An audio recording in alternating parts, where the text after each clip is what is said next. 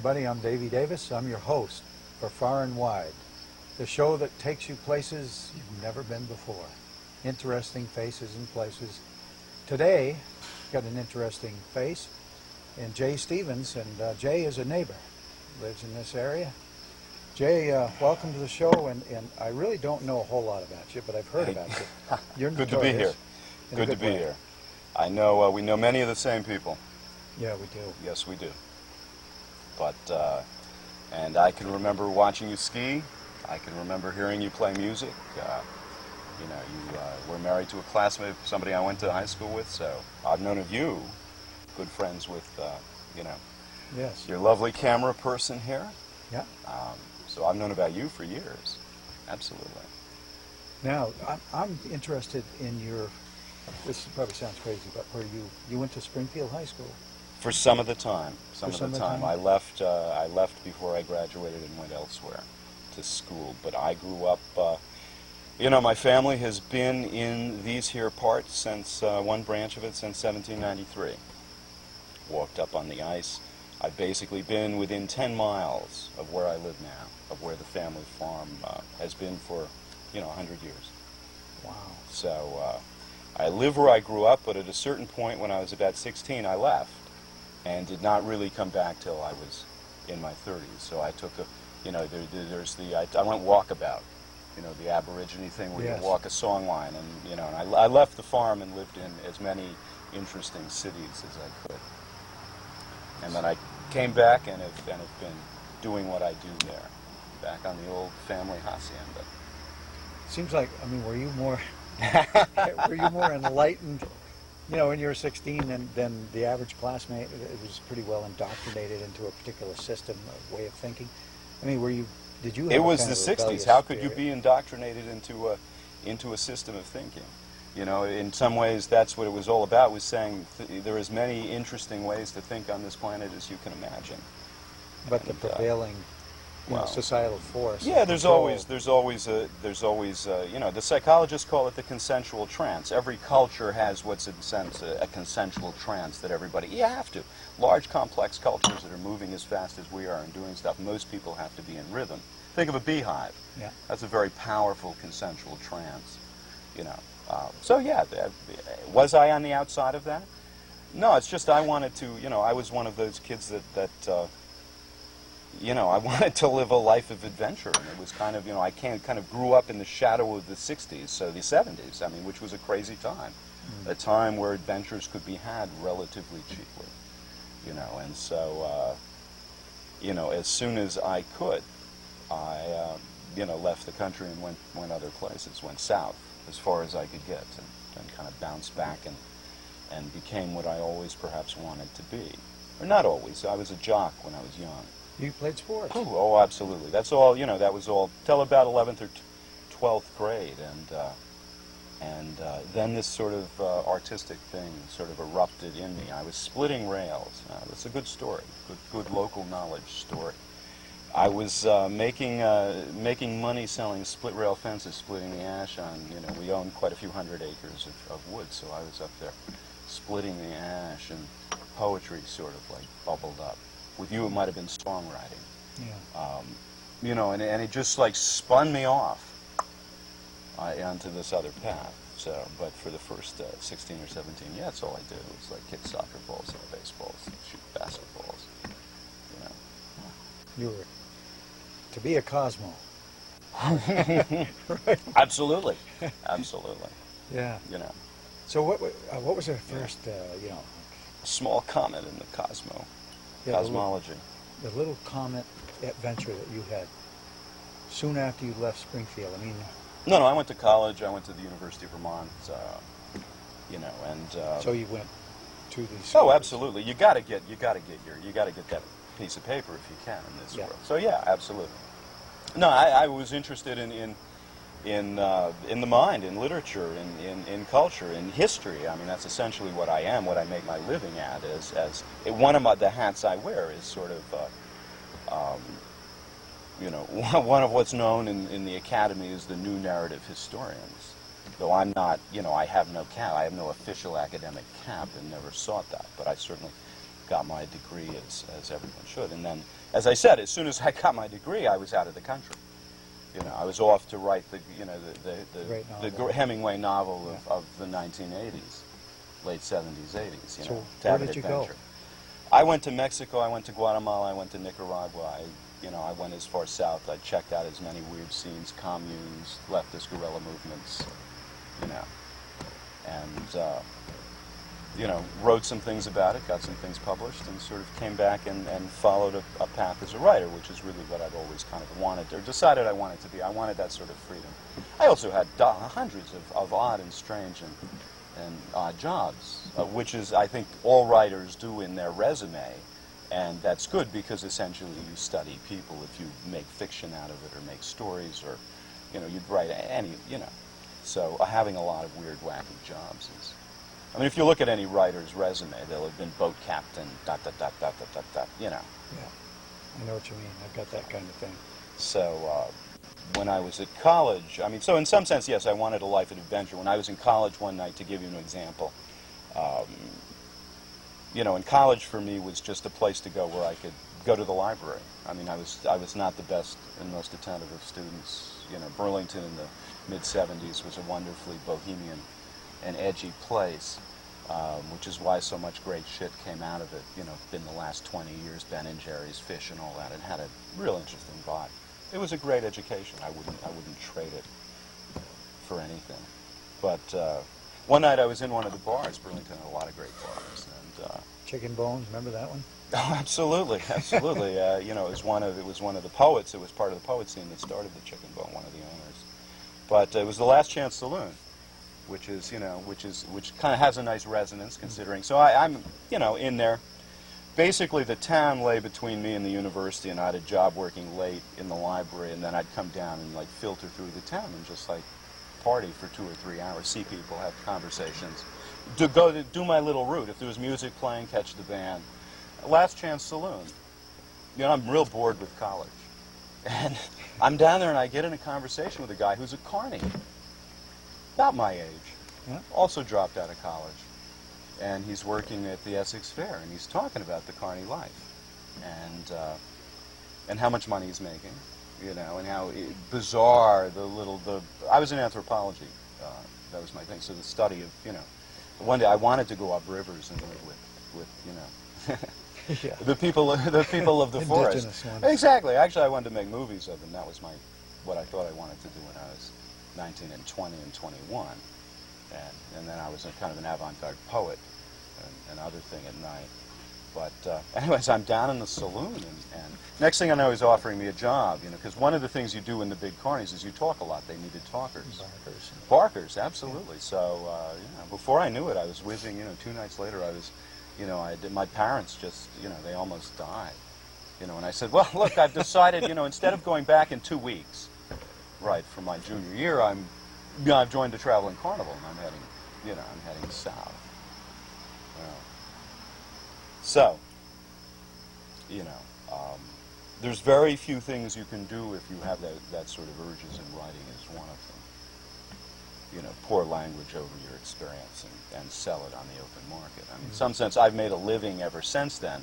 Because when I was down there making my little journey into South Africa, I got out, I wrote about some of the things I was seeing, and I sent it back to various publications in the States, and when I came back, that's what I did. I had a resume, I had some things I should show around, and I, worked at the writing trade ever since. Moved to New York, worked for Time Life briefly. It became very clear that a corporate kind of style was not congenial to, the farm boy that was still in me, even though I loved living in urban hive environments. So I've basically for the last 20 years, I guess, made a living, as I say, selling stories on the open market, of all sorts. Stories and Stories like, well, as I said, books. Yeah. There you go. Storming Heaven, LSD and the American Dream. You can read the bag that they say. It says it's best on there. If you ask me what it's about, you can read. That says it as succinctly as I ever could. Well, I'll read a little bit of it. Absolutely. For Aldous Huxley, it was the next step in human evolution. For the CIA, it was a potential tool for mind control. For Timothy Leary, it was a liberator of humankind, a belief that led to his being branded the most dangerous man in America. For Ken Kesey and his merry pranksters, it fueled the notorious acid test, and it was the improbable common denominator that united such disparate figures as Allen Ginsberg, Cary Grant, G. Gordon Liddy, and Charles Manson. Well, yeah. So this is essentially a narrative history of the psychedelic movement. What happened when a molecule escaped from the lab? Somewhere it says it up there, becomes a cultural revolt. You know, basically, right. What fascinated me, caused me to write this book, is that, you know, these drugs had enormous cultural effect in the 60s, but if you track them back, you have a synthetic industrial molecule that escaped from the lab that turns out to be the most powerful and I think interesting. So, you know, when did that happen? Psychochem. Well, in 47, Sandoz began marketing it. They began the discovery of it in 38, synthesized it in 43. Sandoz is a huge Swiss pharmaceutical company, put it out into the market in the early 50s and attract a whole lot of things. The CIA was on it instantly. Aldous Huxley, who'd been looking for some sort of thing to awaken the spiritual energy in humans, because he felt that we were becoming so technically so proficient that we can now build bombs that would essentially destroy everything, and yet we were morally so still down there with the apes. And he wanted to find an energizer, and he lucked onto psychedelics. And by the time the 60s came along, you had, you know, the children of the best and the brightest of the greatest generation, you know, having an experience that, you know, that is mind expanding, if you will, psychedelic. That seems to like change reality in its fundamental thing, a profound thing, and it certainly contributed to the craziness, the wackiness, that little thing we call the 60s, which as a historian has sort of become my province. This was the first book. It's now about to be joined by a second one called Burning Down the House, and then there will be a third book called 8-Edge Essays, Consciousness Wars and the Mutating Bodies of Modernity, that will join it, and I will have produced a trilogy. Fairly serious academic, you know, in some sense academic in a way. I mean, I take it very seriously. This was the first one in that. You know, and in some sense it's the most dangerous one. It's about a very dangerous, you know, LSD, I mean, and certainly with the drug war, it's about a very interesting and dangerous subject, and that's really what attracted me to it. You know, there's sort of a funny story that I'll tell and I'll share with you, whatever. So, when I'm making my living as a freelance writer in New York, you know, and I'm going in and you got to pitch stories. You got to think of 10 or 15 stories, and you go in and you have lunch with an editor, and you just drink. Well, you drink a lot of wine with the editor, and you just pitch them one after another. Yeah. You know, and they go, oh yeah, hey, maybe, you know, and you're looking for, like, you know, some money out of a fat corporation to go do something interesting. And I'm always wanting to float down the Amazon River, or like, you know, do something really exotic. But what attracts the editors is that I grew up on a farm.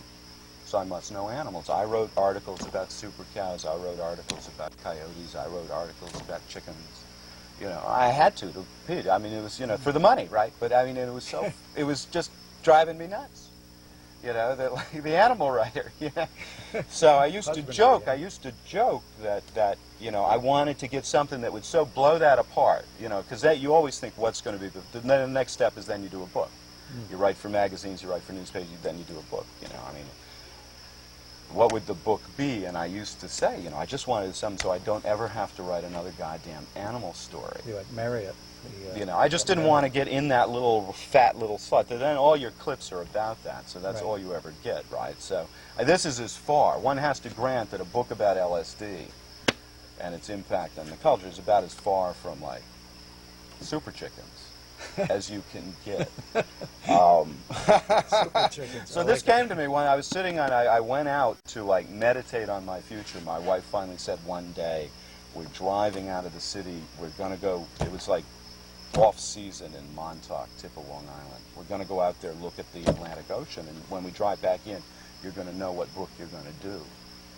You know, to Yeah. like, I'm tired of listening, you know, you bitching about what you're having to do, right? And so we went there, and this is what came out. Suddenly we were talking about LSD in the 60s, and what was that all about, and it just led to one thing, and when I drove back in, it was, you know.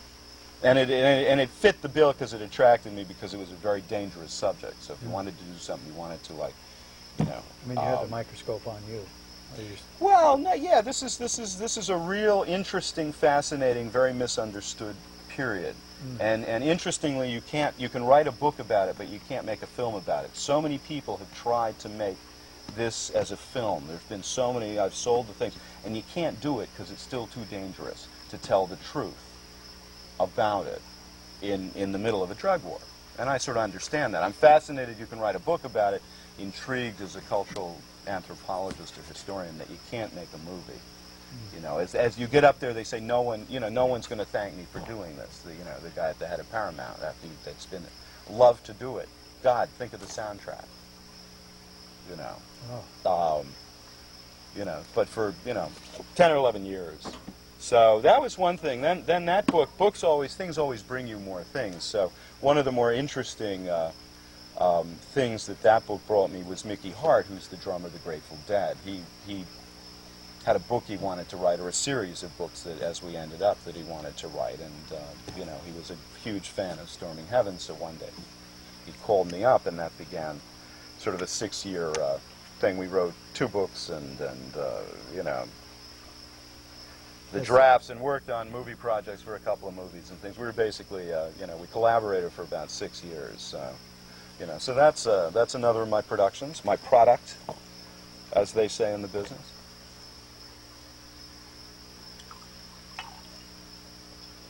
So did you have a real great, fun relationship with this Mickey Hart? He must have been a lively character, being with the Grateful Dead. Well, yeah, he's an interesting guy. He's, you know, the Dead were an interesting band. I mean, Yeah, they had a very strange cultural power and influence,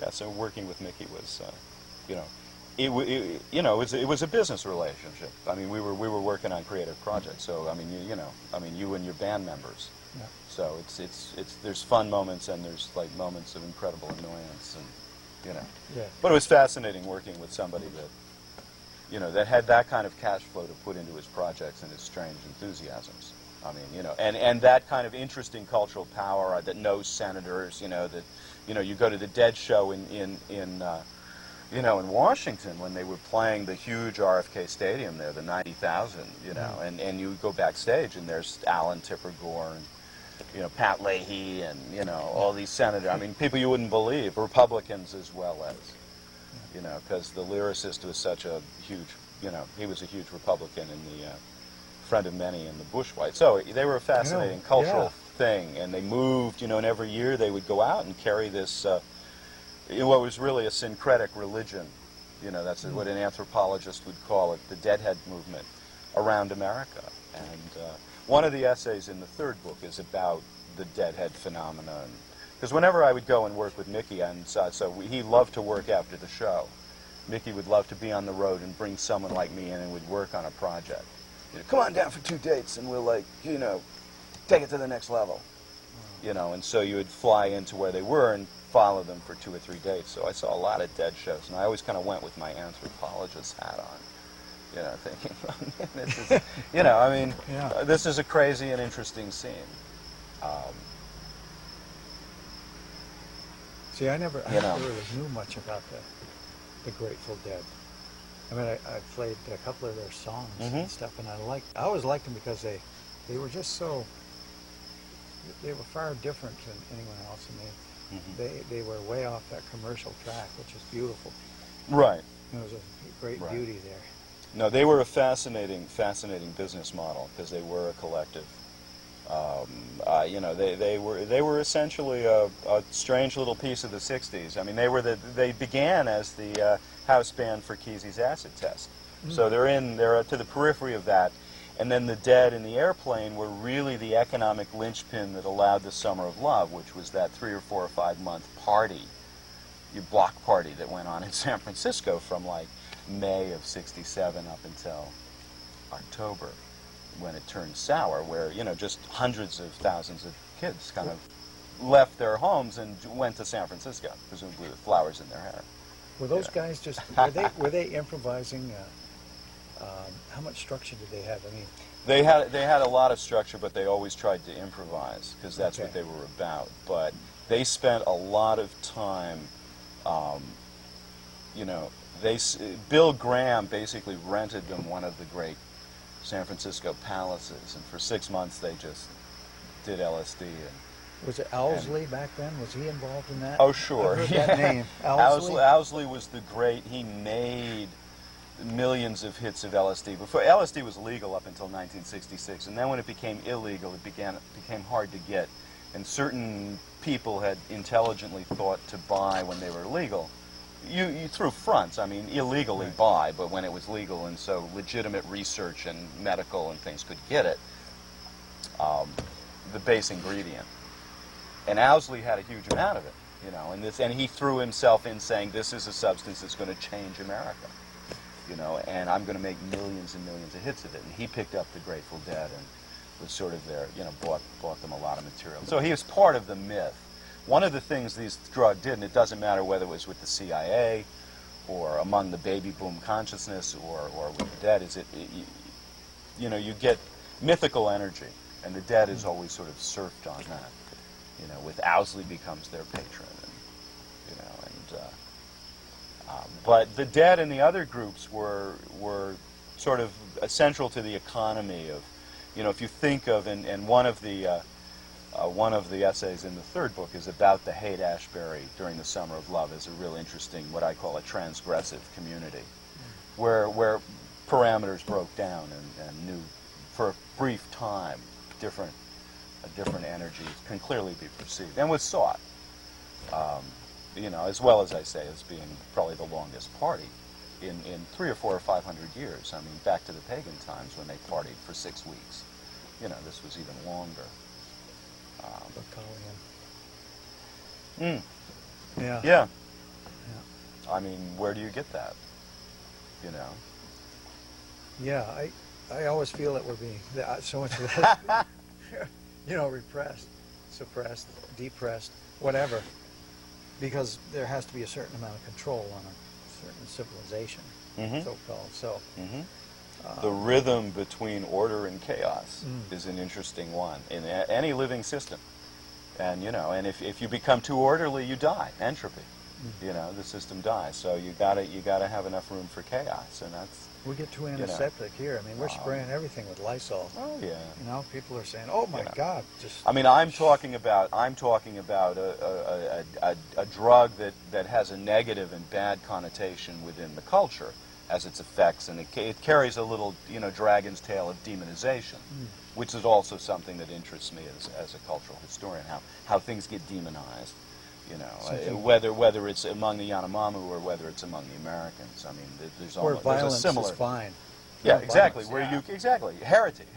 There's people you can burn. I mean, and it's different today than it was 400 years ago. When or 800 years ago, 1,000 years ago, when they burned the saints, or when or when the Christian Church was burning the early scientists, or the witches. Who can you burn? In many ways today, you can burn people who take the wrong kind of drugs.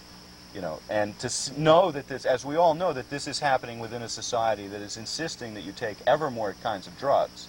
Whether it's Prozac or things like that, or the things we mandate that kids take, like the Ritalin. I mean, 50% of the kids in school are like taking, are being drugged in some sense into a state of acceptability. Yeah. That, so to look at the dynamic between bad drugs, good drugs, within a drug society, which is ours, how can you argue that ours isn't? You look at the news every night; it's all drugs that they're pushing. I mean, it's a former presidential candidate out with a sex drug. I think the argument of Tim Leary that said the only reason these things are not really being pushed, I mean, for things like pot, is there's no way you can patent it. There's not a corporation behind it. There you go. I mean, the sex drugs of the 60s and Viagra. I mean, the Martian coming down and looking around is not going to see a difference between these, but the cultural thing is so profound. One, you're being put in prison. The other, you're being urged to take. The difference really is who's marketing it. I mean, the body is not saying, oh, good toxin, bad toxin. You know, it's recognizing them all as invaders that are like, you know, screwing, fucking with the delicate watch that we are. So. Interesting. Now listen, So that listen, is, yeah. I got to ask you, if I mean, for instance, there's a lot of talk about Jesse Helms here in the news in the last few days, and so I mean, you know, what's Jesse's take on LSD? You know, I mean, would he? LSD is a dreadful thing. I mean, I don't really look. You know, any of these substances, you cannot. If you're a political person, I mean.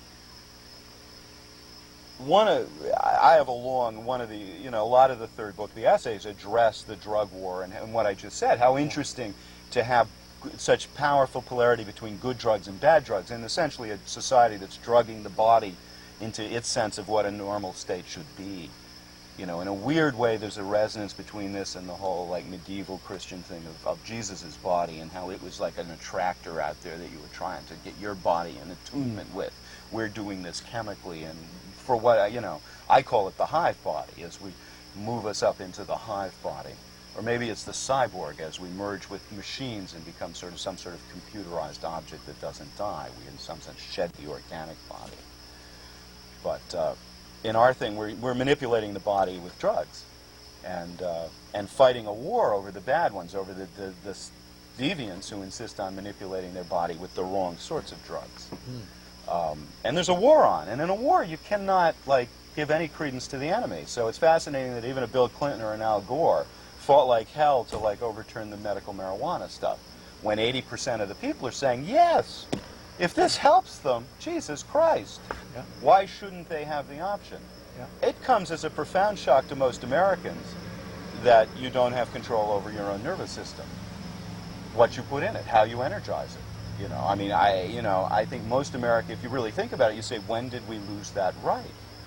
Well, the drug war is all about that. It's all about the history of how we've reacted to certain families of psychotropic molecules, and how we've, like, embraced certain other families, saying, yes, you're good, we're bad. As I say, the body doesn't distinguish. They're all toxic. You know, 30 years of Prozac use may look very similar to 30 years of heroin use. When when you've screwed with the system, outlawing that regularly, something that's delicately, genetically, whatever. There have some real problems lately. I mean, Oxycontin, that's the name of that one? Well, about that. That's fascinating, because that's in the same, you're talking about the endorphin, the pleasure-pain area, and, you know, and clearly that's what we become most addicted to. I mean, how fascinating that you know, we see these as the most dangerous substances out there. Heroin, Oxycontin, the opiates that energize the endorphin, the pleasure system of the body. I mean, most of us are only going to approach about a 30% what somebody shooting smack is when we have an orgasm.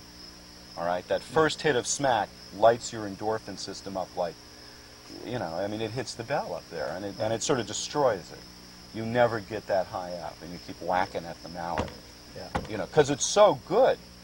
But I guess, to me, the fascinating thing is, what does it say about our relationship with pain, that the people that are energizing their pleasure systems to the max are seen as the worst among us? You know, it says something about how we look at pleasure and pain, and how much pain we're in. I mean, if you look at the whole drug spectrum, the pain drugs really, I mean, it's billions. It's far dwarfs all the other cartels. So you'd have to say the modern body is in an intense state of pain most of the time. And yet the people that, like, fall out of the pain realm by energizing their pleasure body to the max are the worst among you, are the heretics that you can burn. I mean, it's, you know, you can talk about them in terms of being dirty. You know, a classic demonization word that, you know, when you see it, you know you're in the presence of those energies. It doesn't matter, you know, whether you're a Yakut villager in Siberia or, you know, a friend. I mean, when certain language, it's universal whenever we cast out. And the casting out is involved with the drug war and the stuff like that today. So, again, you know, to me, sitting in my little, you know, out-of-the-way part of the world, fascinating stuff for a cultural historian. And I've kind of made a weird and strange living at it.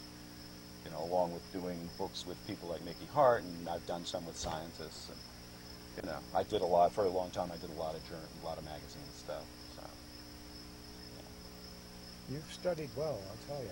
you know, but the woods are filled with you know, sort of people like that that are selling stories, selling paintings, you know, selling beautiful pottery on the open market, living in you know, off the grid, as it were. Yeah. But It's nice to see that people are actually creating. I mean, there's some really creative people around that are putting out some nice stuff, either it be music or words, or Mhm. whatever. And, you're certainly one of them. at the public level, we continue to. I mean, as I said, I know that you got you know the Davis Brothers Garage Band, which I can remember you know dancing to probably you know. I mean, I don't want to say it was the first you know, but you know having. I mean, you know, you were out there as part of a little ritual energy, which started back then. I mean, one of the cool things about the '60s and the music thing is that suddenly everybody sort of put down basketballs, or if they might have kept them playing them. They also picked up guitars and musical instruments and made art. Yeah. You know, hundreds of thousands of kids, and they didn't think they had to go to school to be told how to do it. You know, they just did it. Went to their own school. They went to their own school, learned Yeah. as they did it, and that was part of the charm, because that's how you find the new if you don't know the old. You know, I mean, you know, not having to worry about that is when you get out on the edge. But that's what's really cool, and the fact that that still goes on, less and less. I mean, you know, we're becoming more and more, you know, the Africans say a village without music is a dead place, and in some sense, it's got to be live. It can't be, you know, it can't come over on a webcast. You know, there's something about live music, you know, a group of people, you know, in a pleasurable state of you know, entrainment. Entrainment. I love that word. You know, that's I used to have it. Gary will tell you on my Volvo. Mickey and I get deep into entrainment and what rhythm was. It was a third book that we were going to do, all about rhythm, but you know, it just it was too bigger than us. It's so. It's so. There's another volume that goes with that, and then there was a third that we worked on for many years. This is essentially Drumming at the Edge of Magic is Mickey's search for the meaning of the drum, and it's kind of got entwined a kind of wonderfully, you know, and fairly serious father-son story, you know, as well as a certain amount of dead stuff to feed the deadheads. But it's essentially, Mickey came to me and he'd been investigating the drum and traveling the world and giving grants to send ethnomusicologists up rivers in New Guinea to collect myths about drums, drum songs, and drums, for about 10 years. And then he just had a huge mass of shit, you know, and then he started looking for a collaborator to help him. And we broke it into a number of different things, and this is sort of his personal story, Drumming at the Edge of Magic. His search for the meaning of the drum, which ends up being the meaning of his life. And his father was a world champion drummer, who then left the family when Mickey was like 2, so he never saw him. He just disappeared one day. But then it's about reconnecting with him. And his father later, he's famous in Deadhead mythology as the guy who robs the band. He's their manager in sort of a mid-70s period. And, you know, and he takes advantage of the credulous, you know, and perhaps too stoned, you know, hippies, Yeah. hippie artists, Yeah. and rips him off famously for Mickey's dad. So, and it's part about that. So for years, Mickey just left the band, 3 or 4 years, and that's really when his life went into this intellectual search and this search around the planet. And later, when I came in, it became a search about what is rhythm, what is this thing that's the language of the universe. Everything here is moving, and everything is moving in pretty orderly patterns. You were talking about order. Absolutely. If there wasn't an enormous amount of order in this universe, I mean, none of us would be here. And the order is all rhythmic because it's moving, you know. So in some ways, a drum or a musical instrument is a much better thing to explore how this is put together than a book. Because it's moving in time as well, and it's using vibration and harmonics, you know, and how vibrations come together and form something that energizes the body. So, anyways, that's the sort of stuff that we got into. But this is the opening volume. Then there's one called Planet Drum that comes after that. That's an even bigger sort of book. So It's amazing. The Ojibwe, they have a big drum in here. I forget how you say it, but isn't it a particularly Indian drum? But something so simple but so powerful. yeah. Well, if you think about it, I mean, if you take without going into the whole rhythm rap, but you know. We're living in a rhythmic universe, and you can study this rhythmic universe, and it is being studied with chaos mathematics. You know, you can look at it through electron microscopes or huge telescopes to look at how it's moving. Or, you can study it with all that, but a drum is a rhythm tool that anyone can use. I mean, a drum is a very simple thing to look at how rhythms go together. You know, if you sit around talking with drummers, I mean, I used to say that drummers were like the truffle pigs of rhythm. They just intuitively knew a bunch of stuff about how rhythms go together. So when a third person enters, when people are drumming and a new energy comes in, you can feel it.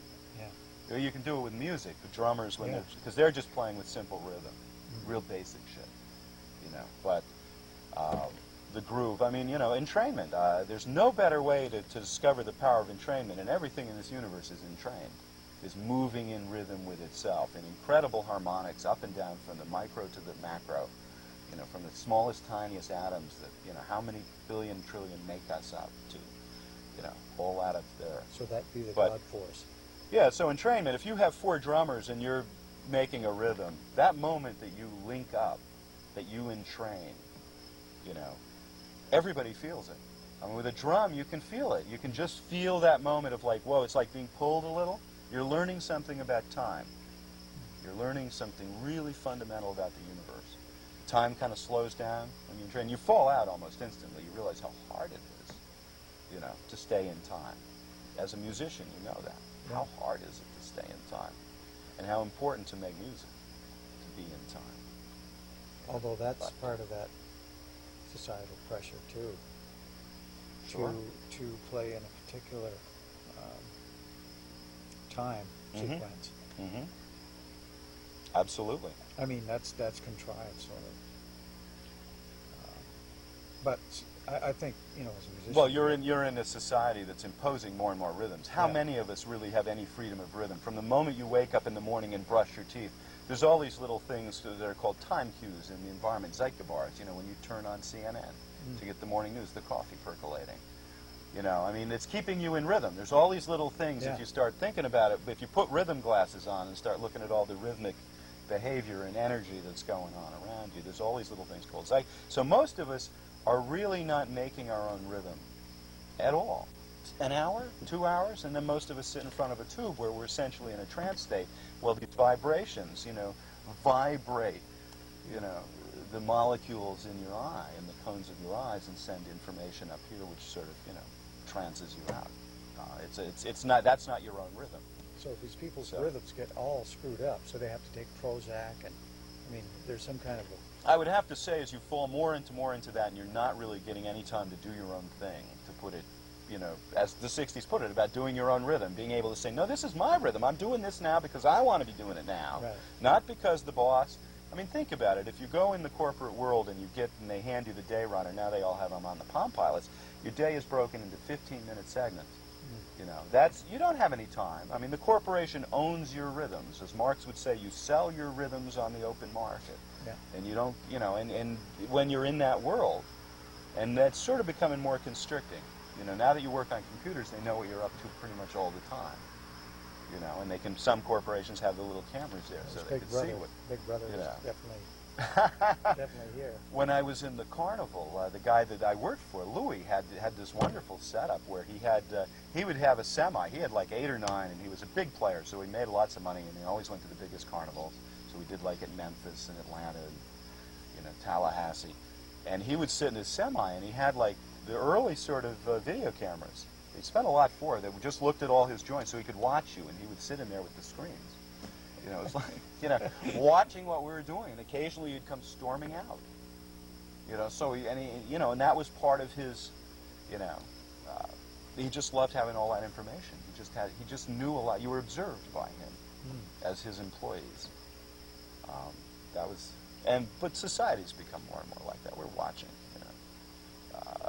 privacy is going to, you know, there may not be room for it in the hive. Certainly you can see, to go back to the drug war, and, you know, which is something I'm writing about, that I've been thinking about for about 10 years, ever since I did Storming Heaven. And it came out just as the drug war roared into the late Reagan, early Bush, when it became, you know, a #1 priority again. So suddenly there I was, which what I took as an objective, very entertainingly told history of this very fascinating story. Right at the heart and the hottest moment, 89, 90 of the drug war. So anyways, the drug war is something that, you know. Where do we stand now in this big drug war? I mean, I don't, I see it on Brokaw once in a while. It just takes more and more of the public dollar. I mean, it's, you know, it's, you know, when Nixon came into power, Nixon launched the drug war in 1970 for a great many political reasons, even though it's picked up a kind of moral force. This is fascinating. Anyways, Nixon launched the drug war in 70. In 69, the budget was $5 million. In 89, it was $20 billion. Today, it's, you know, $30, $40 billion. I mean, you know, you're looking at nothing has ever been as powerful in terms of drilling exceptions in the Bill of Rights as the drug war. I mean, except for the Fourth and the First Amendments, it's like, you know, it's like this applies except in these cases, except if you commit a consciousness crime. You know, as a cultural phenomenon, though, in bravery's home and freedom's land, it's fascinating, I think. Yeah. You know, and yet, you know, I would never encourage any, you know, to me it's all toxic, you know. I mean, you're saying, oh, so I guess you pick what toxins you want to put in your body, whether we're sitting here drinking wine. This is a legitimate and you know, ancient, you know, the Bacchus was the Tim Leary of his time, I guess. You know, Dionysus and Bacchus, which spread vino culture through the, you know, the proto-ancient world. So, as you see, yeah, I have deep and strange pools of information that I was happy to come and rave on your show. This is one way I make my living today, is I have a number of raps. That's why I'm sort of bringing this kind of... So yeah, I go out and give what I call J-raves. You give some J-raves? J-rave, which is I just... how do you do it? What is it? I do topics. I do the, you know, I do a rhythm rave. It ain't the meat, it's the motion. You know, I have one about the 60s. Can you do it right now? No. These are hour-long pieces. I mean, I go and do them before colleges. I was just out at a huge gathering in the Midwest that has lots of speakers and musicians, and I come in. So I do that, 5,000 to 6,000 people. Small little venues, and I usually do it with some didgeridoo players. Oh, no kidding. And drummers. And I will go and give history raves. You know, I have one, the hate is a transgressive community is one I've given. So most of the edge essays in the third book, I've started performing as what I call J-raves, and it's probably something that my career I'll play with, you know, because it's good money. I mean, you know, you go out and it's an hour's work. Hours once you have them down, it's not bad. You know, I used to say to Mickey Hart, you know, why the hell am I writing? You know, 3 chords in the backbeat. You know, idiot.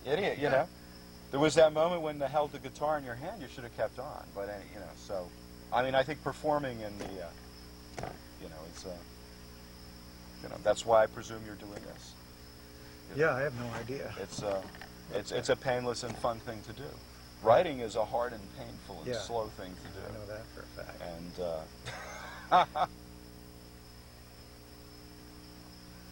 And so yeah, that's and I make maple syrup. You know, I have a major maple syrup gig. So in any given year, I do a whole number of things. I look after the elderly generation. I think about what we're going to do with the farm. I make maple syrup, and I write strange essays, go and give an occasional J-rave. That fascinates me, the J-rave. You know, the J-rave. Well, I'm thinking... That's just a sort of name, you know, I mean, because it is a rave. I go and I rave about factual stuff in an entertaining way with, like, strange sounds there. I mean, it's almost, you can put a didgeridoo under anything and you're going to get... Could you do like a minute no, or something? No, I couldn't flip it. These are, you know... Because I'd give you the didge in the background. No, I can't. I can't. Well, the rhythm thing, No, it's too bad. If we slip into it again, if I'm going in the rhythm thing, Okay. you know, I'm too into what we're doing here to slip into that. All right. I want But to if I hear do that it, you'll sometime. hear it. You'll hear it. I'll just Yeah. start popping you with little, you know, Right. like our nervous systems right now. You Right. know, everything's in a state of rhythm. You know, right now because we're communicating. If you could hook our nervous systems up, the fast electrical rhythm system, to an EEG, and look at the wands, they wouldn't be making the same movements, but there would be a musical relationship, a lead guitar and bass. You know, you'd be looking at a harmony between them. And that's true of any nervous system that communicates. In a state of communication, you're in a state of harmonic resonance or a state of entrainment. You know? So that's that J wave, you know. Then the other ones, I go, J. Edgar Hoover, you want to know about J. Edgar Hoover? Let me tell you, because there's a middle, there's the book I've really been working on for the last 4 years is what I think of as the last act of the 60s. It's a book called Burning Down the House, and it's a narrative history like Storming Heaven. I mean, I'm into this crazy people that there, and so, you know, some of the ones I do about that, I tell historical stories. I recreate Richard Nixon. You know, but I do it with a didgeridoo, because I found, as you probably know this, as a musician, let me give you this, you can put a didgeridoo under anything, and it like, you know, It energizes. country can go with a didge, I'm sure. Dr. Didge. I love Dr. Didge. We were out dancing a month or two ago. Yeah. And what a great rhythm You know. that. Oh, those guys So- are great. Yeah, I fell into that. I do this big festival out in the Midwest, and I've done it a couple of times now, and it's a great gig, and well, some musicians were like heard. I usually give three raves, and spread over like 2 or 3 days, and some musicians heard the first one and said, "Oh man, we want to come and just like gig behind you," you know, and the second one, and it just like. And suddenly it ceased being a lecture, which I hated to give. Yeah. And it just like made me all nervous and became a performance, which was a whole different thing and became fun, you know. And like you could lean back and like rest on them, you know, and just like, you know. So, J-Raves. Who knows, you know.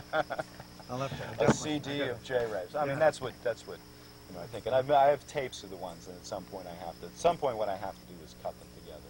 Because it's audio. It's got to be, you know, it's a performance. So you got some analog tapes. Yeah, I got some DAT stuff. I got some. Oh, you do have some DAT stuff. Yeah. Well, it'd be fun to listen to, I'll tell you. So, well, at some point there has been discussion about doing a CD, and I will at some point. But right now my energy for really 4 years has gone to finishing Burning Down the House and these essays. So I'm at the, you know, I've got about a year, about 8 months on one and a year, you know, 14, 15 months on the other. So still no light at the end of the tunnel yet.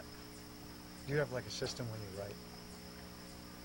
I mean, like, how does your day go if you're involved in writing? Yeah, you try to do it every day, but you know, sometimes goats get out. You know, Sounds there's like a a book. lot of other things.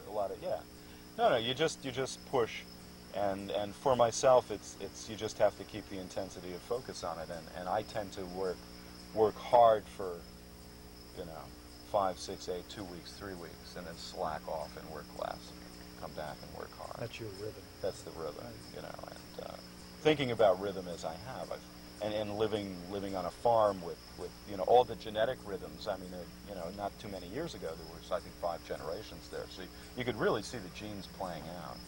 You know, well, as any farmer, I mean, if you grow up on a farm, you're a genetic determinist, anyways, because you see it playing out in the horses, and you know, even some of the cows, not in the chickens, you know. So. Yeah, that's funny. Both our families go back. On my dad's side, we go back to 1789 is what he told me. Yeah. Got a fella buried up here in Bailey's Mills back in the late 1700s. There you go. But it's funny, you and I, we've never really officially met, I guess. But No, the hills are full of us. I like to think that's why it's such a cool place. You know, where, you know, it's at some point, you know, having lived in all these cities, you know, L.A. and Denver and Mexico City and yada yada, New York, and I thought, why wouldn't you live in Vermont? Back on the family. Yeah. You know, Gary Snyder, the great beat poet and ecologist, says, pick your piece of earth and protect it. It's the only way you're going to save the planet. Pick your piece of earth and protect it with the biggest heart you can, which is sort of what farmers, part of that tradition anyways. So I realized, that I had to do that if you have a place like this, So you And you've seen the rest.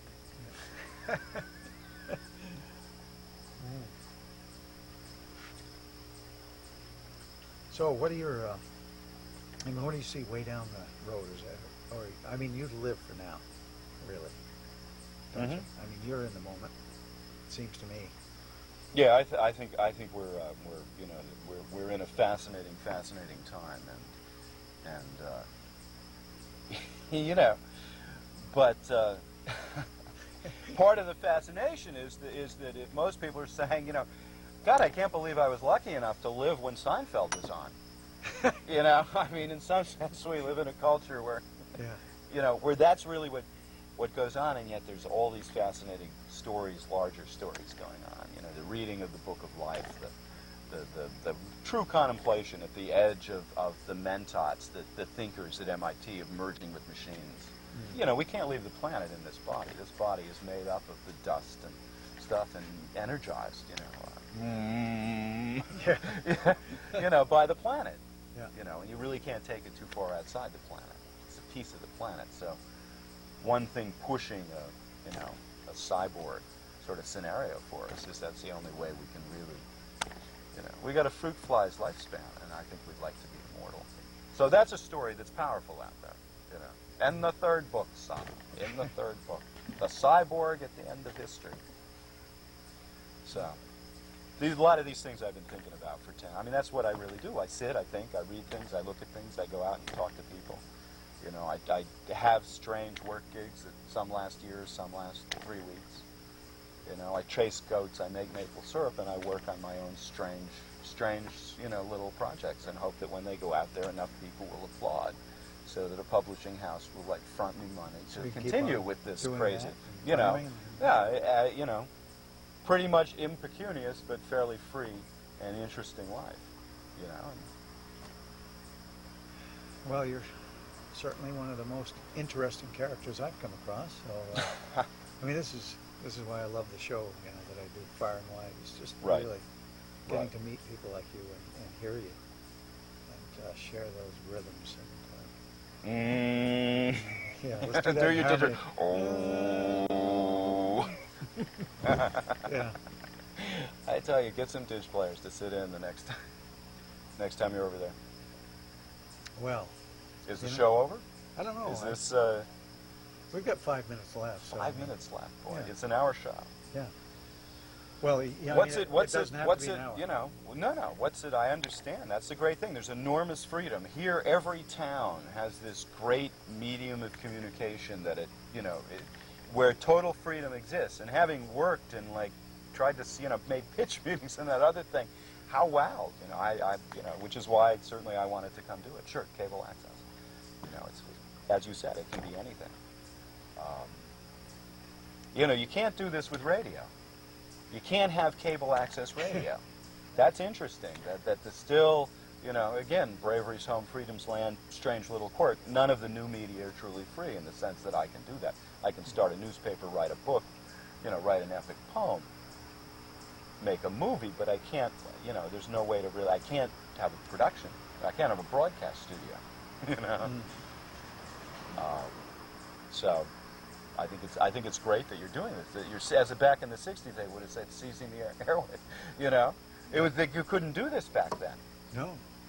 I mean, imagine if there was cable access TV, Rivera, and the kind of energy that went into creating rock and roll and the alternative press. It also had, film studios that they could have gone in and inhabited and done stuff with. Would have been, But it's now that it's doing it now. 30 years later. 30 years later, and all is well. So. Well, Jay Stevens, Well, thank you for inviting me, and Thank you for I've coming over and being on the show. given you a J-Rave. Put the ditches on. I love it, folks. You got to catch a J-Rave. It's a good thing to catch. So I'm. When is this going on? I'll give a promo. it's When's it scheduled to air? We don't know. Okay, because I was giving to show my latitude. In any year, I give J-Raves in a number of strange venues. My best year was, you know who George Soros is, the investor? Yeah. He finances a lot of, he thinks the drug war is absurd, and so he has a number of foundations. They invited me one year, so I addressed the Soros Foundation. I addressed Exeter, the elite Down in private Hampshire. school. Yeah. And the Big Pagan Festival. Oh. And I spoke at my church. So I gave 4 different, but strange audiences. Speaking All of got tongues, J-Raves. well. Anyways, I'm doing the church again, and I'm talking about local knowledge. How multi-generational knowledge of the way you have a knowledge of Brownsville, going back really hundreds of, a long time, deep knowledge. Genetic. Exactly, and just how that affects you, and how in the world of public information, in some sense, that disappears, and how it's a strange little value that we should think about. So I'm talking at the Center Church in Weathersfield, Yeah, and great. I'm going to talk about what I call local knowledge, but I'm not going to bring the didgeridoo. Oh, no didgeridoo? That's a little too much. I brought drums when I addressed them a few years ago, and it was kind of fascinating. Fascinating to watch them. Who've known them, some of my family for years, to watch them walk up, and the organist was on vacation. Every year they have guest people on every Sunday. They have a guest person that comes in and gives a 20 or 30-minute little rap. And the organist was on vacation, so they said, well, I said, well, okay, I'll provide my own music. Thinking, exactly thinking I would bring in some drummers, and I brought in a bunch of drummers. It was very interesting to watch, because I was there in my suit, and they all know the family for, these are all old Weathersfield, most of them grayheads. Happily walking up, and you could hear the drummers. 3 or 4 drummers that were, and you could hear them in the thing, and that, I can remember when I got up to talk. So the drumming had been going on for 10 or 15 or 20 minutes, as these people filed in, and they were like, they were they were into it. I didn't train them. The powerful rhythm of the drum. So you had these 80-year-old, Mr. Bliss was just kind of, in the groove. So, at J-Rave at the Center Church in Weathersfield. I'm going to definitely, if I can tune in, I'm going to come see you. We'll see. I haven't thought about what I'll say, but I'm working it up even as we speak. I'm dividing some of my time to not chasing goats and thinking about public knowledge, local knowledge. So. I trust it'll be a great rave, Jay. And once again, I want to thank you for being on Far and Wide. Jay Stevens, we got to check his books out. And, he's a great guy. Well, thank you, sir. We'll see you later on.